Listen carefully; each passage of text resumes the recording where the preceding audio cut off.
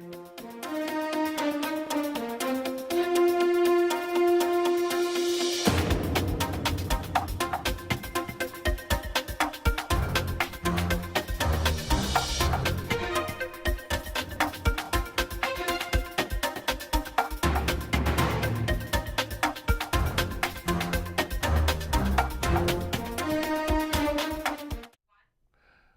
our guest today is the Chairman of the Board of Selectmen, William Kingkade.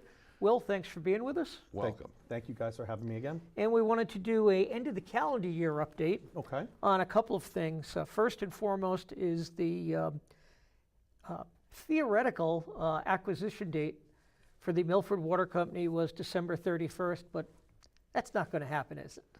No, I wouldn't think, at this point, I don't think December 31st will be the When do you think it'll happen? the P&S date, so to Yeah. speak. Negotiations are still going on. We had a meeting even last night where we were getting updated based on the negotiations that are still going on. When we probably won't know for another week, or probably the week after Christmas will be the next update we get, and we'll see where we are at that point. And then I think some decisions will have to be made on our end, how to proceed. I know a lot of this is legalistic and behind the scenes, but is it the indemnification still the sticking point? Yeah, it's a lot of that, as you put it, the kind of the legalese, the indemnifications.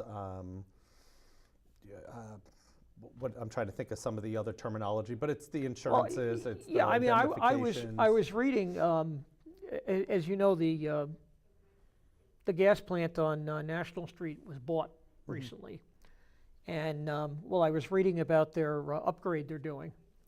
I came across the purchase and sale agreement, and I think out of 65 or 66 pages of legalese, 48 of them were the indemnification clauses. Exactly. And after trying to read those, and you know, I have a degree in English and I write for a living, I just looked at it and said, well, now I understand what's holding the water company.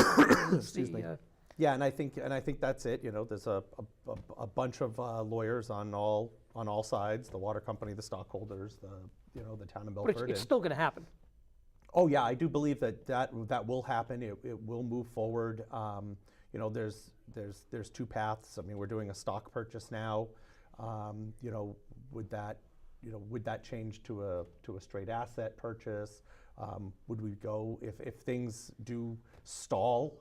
And for a certain you could amount always of go to time, the Department of Public Utilities. It may come you have to petition the Supreme Judicial Court of Massachusetts, and then go through a briefing process, and then Just for the end up at the DPU. just for the people that, when you say indemnification, what do you mean by indemnification? More or less, how I best understand it, have been explaining it for the last few months. It's the water company's been owned privately for 150 years. If we take ownership of it, what could possibly come up that we would then be responsible for from their past while Right. they owned You it? won't get sued from something that happened while they owned it. Yes. That's the easiest And way. it's of putting looking money at in it. escrow in case, It's in case protection someone against passed us. protection against liability. Yes. That's indemnification is a simple way to describe it is the protection the town gets for any liabilities Right. that come along with the property. Exactly. Whereas I say it, if somebody sues over something that happened the day before you bought it, You're Exactly. indemnified. you're not, the town is not And responsible. you can negotiate how much you set aside for those indemnifications, and then you're negotiating how much time those monies should sit be there. set aside for and sit there, and Yeah, so they would go into an enterprise fund. Yes. To sit there and protection against indemnity. Right. So how big is the enterprise fund is a real question. absolutely. Right, but in the meantime, the town has not gone out to borrow the money, Right. waiting for this to happen. No. So I that's mean, obviously, I mean, do we have guest with- I mean, do we have you folks have yeah. been in my seat in your respective towns, so you know that when you go out for a bond, you need your 30 to 45 days anyway. So, you know, this is obviously not something that's going to happen before the calendar year. It would be nice if So I'd say the we're agreement probably, was made and finally Yeah. came to fruition. But I think even that'll be after. I'd the say in new a year. nice world, we're probably talking March. think that's realistic. Yeah, that's probably closer to the real time frame of March. So essentially, what's going to happen is, and in simple terms, when the town buys the water company, the town is going to be responsible for putting a certain amount of money in the enterprise fund. then after that, going forward, the users will be putting money into that fund and- to cover any of the costs or whatever goes Exactly, and forward. at the And last that's- town meeting, yeah. the town meeting voted to put $750,000 in the enterprise Nice fund, fund. which comes out to about a quarter year of expenses. Okay. So, because even if everything happened January 1st, the next bills don't come out right. to residents anyway Right. till March. Right, yeah. I just Kinda think, gotta by the way, provide the float till then. it's amazing how you get little pieces of info about things all over the place. After the zoning board's first hearing on the Robson Village 40B project, all the town departments posted their comments on the town website. Well, they had handed them in, they put them up on the town website. And the water company had a report from their engineers, Tate and Howard, about the yield, whether or not it would support that site.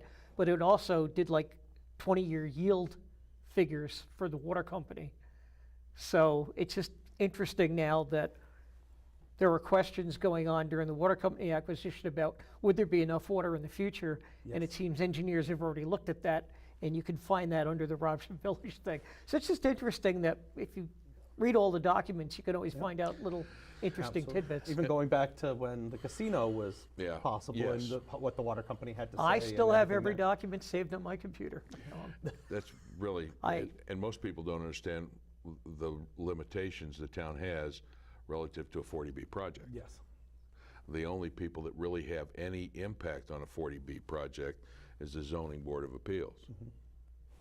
Everybody else is kind of live with what happens. Absolutely. Interesting enough, though, if that one is built with the 300 rental units, and the quote-unquote friendly one your board has been dealing with on Birch Street, Yes. you're over the 10% again, if they're both built. Which is a good point, good place to be. It is, except the 300 units, it's going to be interesting because, again, you know, how many of the 2 bedrooms are going to have children, how many of the 3? Well, that's never what mind. they're, So, that's what I they've mean, promised to you know, show the zoning board. That's an issue that came up, and of course, traffic on East Main Street. The is an issue. traffic, the 'Cause quite sewage, honestly, the sewage, Yeah, you know, there's a whole bunch of issues. I mean, and again, it even goes back to when we built the Woodland School. The state doesn't allow you to forecast and say, hey, we might get over our 10% affordable housing, have, you know, 100 more children of school age, so can we prepare for that? No, you can only build schools for what exists your that numbers are day. now. Correct. So, you know, if we ever got an influx, especially in one side of town of, you know, a couple hundred kids, I mean, that's, know, You gotta love all the different state laws. You really, Yeah, it's like nobody that's ever the sat tough down part. at any level water, sewage, and schools. and said, Wastewater runoff, you know, stormwater runoff. You know, the state was so intelligent about handling stormwater runoff, so now when you build something, you can't have any more water go off of it than before you built.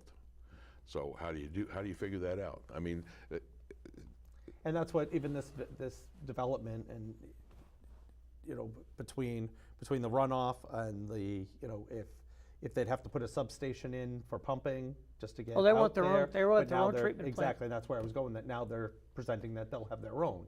So I mean, it'd be interesting, all these expenses. their own. Yes. Oh, that's going to be interesting. which is then reviewed by the DEP and not the town. Right, then the DEP has total control over it. But in any event, let's go back to selectmen Sorry, issues. aren't these really all selectmen issues? They These are, all and- things that you're involved with. And certainly, the people watching and our constituents certainly. Ask Well, you you put what- them, They- you put they under the, call us. you put them all under the broad heading quality of life, and they are. Yep. Because if traffic dramatically increases or the school population dramatically increases, that is a quality of life issue. Absolutely. And you know, I still think the biggest issue Milford faces is traffic. There are some days when you know, I'm always trying to turn off of Depot onto Central Yes. to go visit you guys in Town Hall, and let's just say that rush hour at night, Central Street coming down from the industrial area is one steady stream of cars, and I can spend Absolutely. a half an hour there. The only way I get out of Depot, I'll tell you frankly, if somebody takes pity on the people on Depot and lets them out. Lets 'em out, Otherwise, you're not getting out. No, you're right. I've been stuck Actually, there many times. in Massachusetts, people generally are very good about that very situation. Yes, In other states, they're not like that. because in order to have a traffic light, you have to have so many fatalities to justify the traffic light. So you can't just throw a traffic light there. You know, with so many people are either coming from the industrial parks up on Bear Hill, or just quite honestly, avoiding Main Street and using that as our bypass road, Right. which so many people do. Right. It's just a heavy traffic area. Now- It takes 25 minutes to get across town from one end of East Main Street to South Main. What I always tell people, I could make it from my house in Mendon on 140 to that intersection of Depot and Central in 3 minutes. And then I sit there for another 10. No, there's no question. Now, the rejuvenation of Main Street, how's that going? Actually, I mean, considering we officially just started a few months back, Right. I think we're actually You have a moving committee? moving along quite nicely. I was going to say, you have a committee. We have a committee. They're hiring a consultant to study it. Yep. You're in the process of, well, that's another negotiation you're having. Yes. The town agreed to take 3 properties on Central by eminent domain. Yes. 2 of them are already closed, Yes. and one of them you're discussing when with the owner. Absolutely, and that's what we even met with the owner last night, along with the Downtown Revitalization Committee, just to kind of clear the air. And there was some either misunderstanding. I don't want to say miscommunication, because I think there was some misunderstanding and some confusion about the timeline and how quickly things can move once town meeting votes the way they do. So we're negotiating, but again, the family that owns that 3rd building, who are still using it as warehouse, very good people, up to date on their taxes. The building is structurally sound, so they're looking for some time to be able to transition out of that building. So again, that's something that I certainly but if didn't it- have a problem with. Yeah.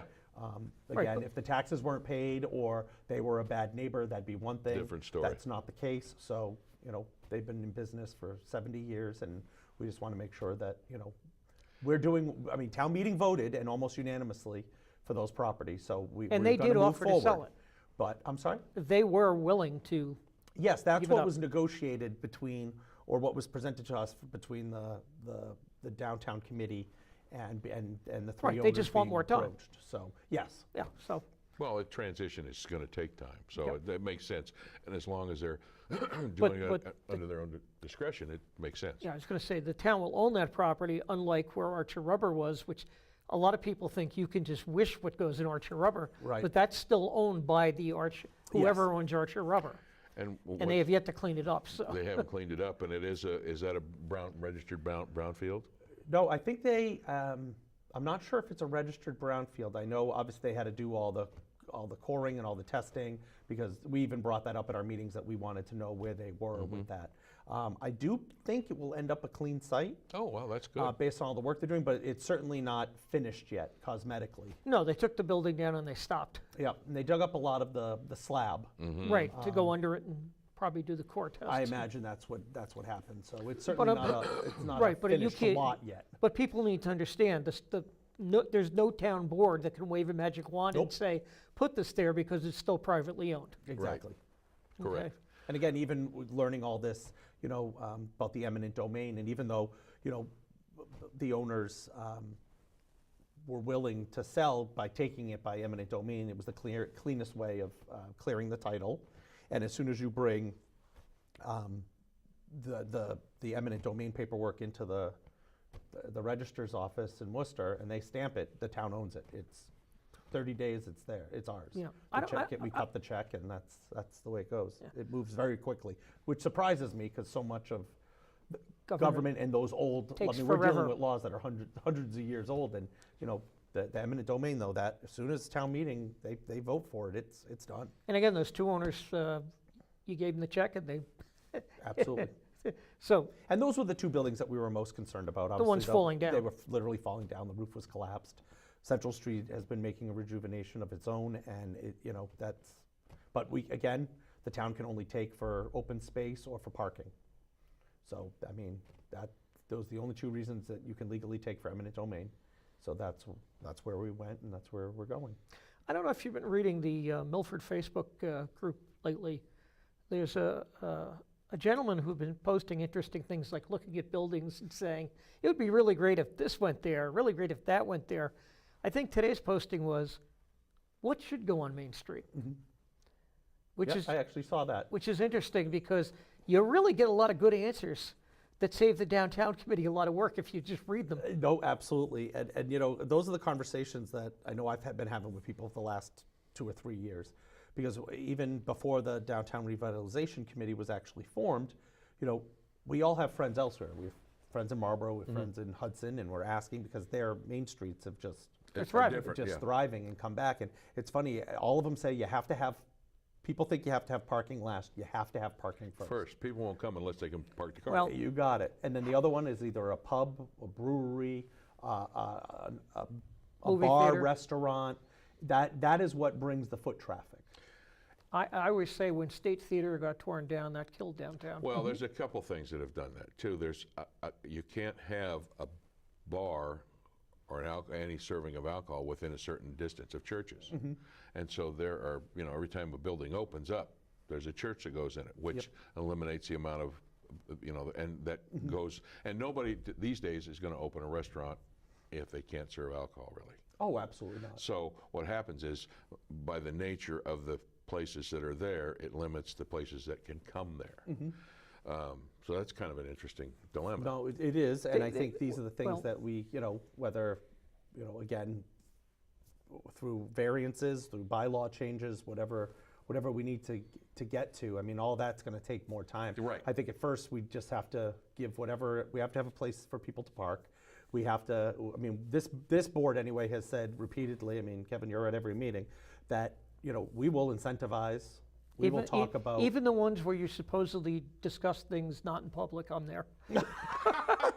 I have to laugh at the letters to the editor recently because I'm like, no, I've been at 4 meetings where that was discussed, and the letter writer says, it's clear they discussed it outside the meetings. I go, no, it was discussed in July, August, September, and they decided in October.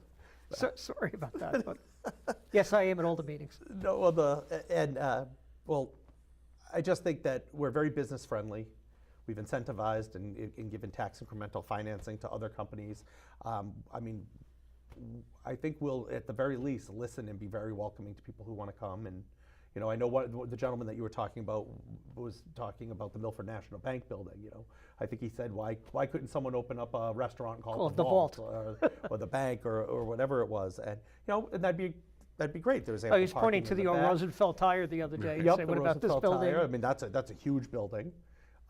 It's a great building. And I've even gotten some calls and even some, you know, minor criticism about, well, you guys are on that side of town, how about on this side of town? But the Board of Selectmen also can't just open a checkbook and say, hey, we're going to buy a building here and do something with it, or now offer parking on this side of town for all our businesses. Well, you're you know, also near the not. fire, I mean, the fire you're department not in the doesn't have real estate parking. business. Well, No, you and- can't and be we in the can't real, be. You can't be. The law doesn't allow you to Nope. be in the real estate business. It's real simple. Yep. The town can't be in the real estate business. And you know, and we shouldn't be.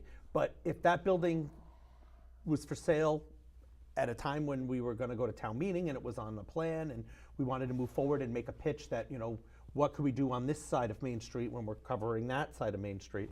But, you know, people don't put their buildings up for sale based on, you know, when the, you know, Well, the you- town meeting and the budget process is Right. taking Well, place. you have the RFP deadline for the middle school used for use is January.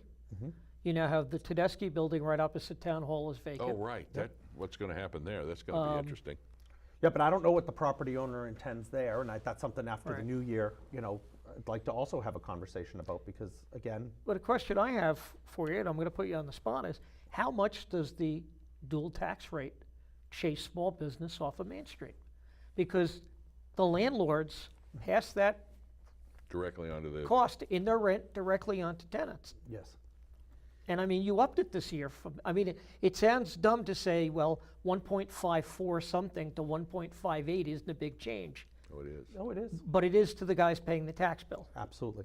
And, you know, and I think we constantly have to talk about that, but I mean, about the dual tax rate and what effects it has and how we can possibly give back to business owners, or again, incentivize, do whatever we need to. The dual tax rate is never going to go away.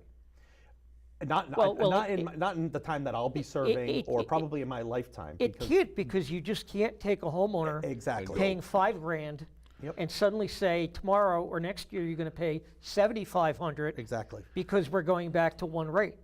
You can't just whack people that way. No, and that's why even the downtown revitalization committee has, you know, is paying so much attention Well, you have to do to the something. dual tax rate. You have because- to do something that motivates that small businessman to say, okay, there's a dual tax rate, the tax rate's a little higher, but the benefit to me being here outweighs that the tax issue. And the other issue, candidly, is you're missing one thing that other thriving downtowns have, and that's on the upper floors, they have housing. Yes. Right, and Yep. that's the other thing that's been talked about at length at a lot of, And it And keeps it's been getting, shot down in the past. well, yes. it gets shot down because people get in their heads that it's going to be low-income low-income stuff.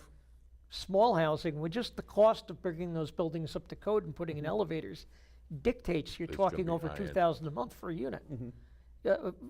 There's no way you can put housing in without modernizing those buildings. You know, and elevators alone are $200,000-300,000 for 4 and 5 story buildings. You start putting that in, you're at rents of over $2,000 a month, and then actually you're competing with low-end housing. Yep. Nope, there's no question. And again, on the couple years that I've been on the board, that was an issue when I was a town meeting member in the past. Yeah. But it certainly hasn't been brought up for an active discussion since I've been on the board. But I think it's going to. I think it'll have to come up again. And I think at the very least we have to have that dialogue and listen again. But my concern in the past, and maybe this is why I'm particularly stuck on it and focused on it, is even bringing housing in. Parking. We have to have a place for them to park. There's very few one-car families anymore. Even if a married couple who want to downsize, want to live on Main Street in a nice apartment, walking distance to a bakery, they're going to have 2 cars.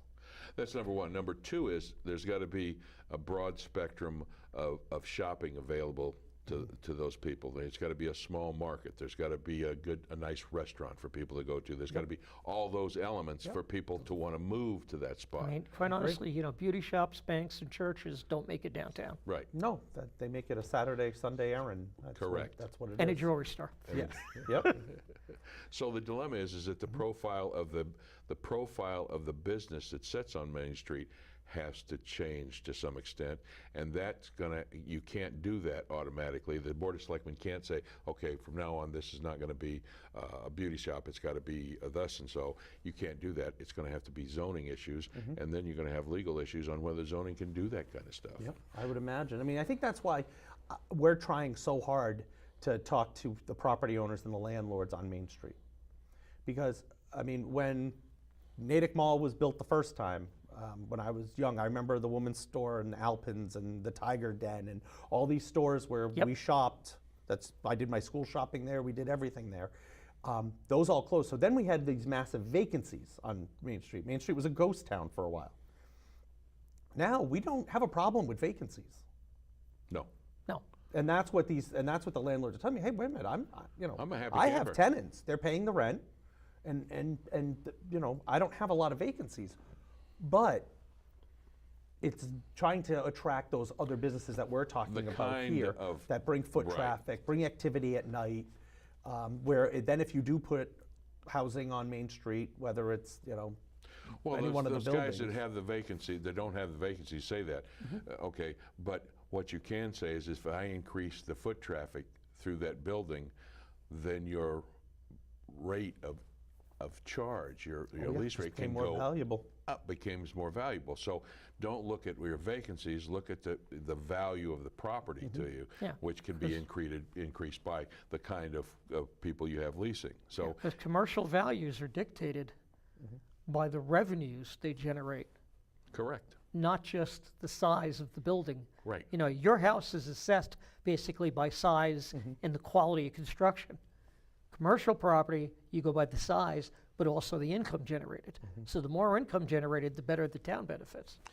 So it not only benefits the person who owns the property, but it benefits the town from a tax standpoint, and it's a positive thing. And if you look at Hudson is a prime example of what they've done there. That's excellent. Oh, it's a beautiful downtown. And it didn't used to be that way. Nope. So, I No, mean, and I just think we have to have the forefront. I mean, for as long as I can remember, and Takes time. I've been in now elected politics almost 20 years in Milford, and always heard people talk about downtown revitalization and what we can do, and it's been a topic of conversation. Well, you What have I'm to- most proud yeah. about this board is, and by appointing the folks that we have, who actually approached us about actually forming a committee, I feel like if nothing else, even if we keep, because I want to keep going back every year to town meeting with either taking buildings for parking, seeing how we can incentivize businesses to move there once there are vacancies, to encourage landlords to, when their leases come up, say, hey, am I willing to take a risk on a new business coming in rather than, Parking may help another that. type of these businesses, and Parking I think it will. But whether town meeting supports us or not, this board is determined to keep bringing solutions to the table. I don't want to talk about it. I promise that. I'm not going to be on the Board of Selectmen for 30 years. I know that. I want to be on for a finite amount of time, but I also want to make sure that that time is full of at least proposed solutions. Well, you some guys some have- battles I win, some battles I lose, but I want to always stay energized to keep bringing solutions. And I think, especially with this board, the three of us that are on this board now, we are laser focused on that. We didn't know if town meeting was going to support taking 3 buildings by eminent domain, but I forget what the number was, but I think with the Oh, exception of 17, I mean, it was overwhelming. Yeah, because they it said, you know surprised me. what, we're taking a chance, we're taking a risk, and we're cleaning up the area, and that's the But I was first going thing. to say, it's not like, you guys have a very heavy agenda. I don't think people realize. I mean, the water company alone, buying that alone is a massive undertaking. yeah. But your agenda has been packed week after week, month after month over the last 2 years. Again, and I give credit to my colleagues too. I'm not just patting myself on the back when I say this. I would say it's probably the most aggressive agenda in many, many, many years. That's a We are good- juggling a lot of balls, but you know what? That's what we're there for. I mean, I just looked at the things you, this week, scheduled for January, February, March, just things that happen every year, but things you added on top. You have a very heavy agenda, but I was going to say, we have about 2 or 3 minutes left. What else has been on the selectmen's agenda that you're working on? Well, I'm trying to think here. The water, besides the water company, looking at downtown, we're beefing up attempting to beef up the building commissioner's office and the inspections office. We have a new building commissioner. We've just made the inspector from part-time to full-time, that position. We're Right. putting a ton of work on that office. Blighted properties, overcrowding. I mean, again, over the last couple of years, I've sat outside, as you know, outside of certain houses when I was told overcrowding wasn't an issue, but there were 7 different names on a mailbox that showed up on trash day to see 20 bags of trash for where a family of 4 supposedly lived. If I have to sit out there, I'm going to continue to do that. But especially, I'm hearing from people of the generation above me and my generation of, well, enough's enough. It took 30 years for our town to transition and to say it's okay to have boarded up buildings and vacant downtown and people throwing trash on the road. Well, that reign is over. And for the last 3-4 years, we're moving, and that alone takes up a lot of time because my phone rings every day for issues like that. And I work great with the health department, the inspections department, and I think we're going to have a group meeting. I've asked for a all department meeting, including boards and commissions that are independent Right. of the Board of Selectmen, in January, because we're literally going to have a roundtable, and it was. Those things are always beneficial. It was always. Joe Nero, Joe Arcudi, and Josh Leoch from the Board of Assessors they that brought it invited up. me to a meeting and asked if that as the chairman of the board, if I would take the lead on that. So I want to credit them. It was their idea, but we're going to make it happen, and we're all going to sit around at a public meeting, and we're all going to talk about what the priorities are for this town and how we can all get laser focused on that, so we're all supporting the same priorities and not going in different directions. Yeah, you want to limit it to not more than 4 or 5 items, because but beyond that, then you lose track of them. Yep, and you know what? If you come up with 30 priorities, we got to tackle the first 3. Right. And then you check them off the Yeah, list, right. and we'll move from there. That's typically what happens. I hate to say this, but a little beep in the background tells me we're out of time. But Will, thanks Thank for you. coming in. Thanks Wish for you and coming. your family a Merry Christmas and Happy New Year. Happy New Year. You too. Merry Christmas, And, guys. Thanks for having me. Our pleasure. We'll see you again in the new year. All right, I look forward to it.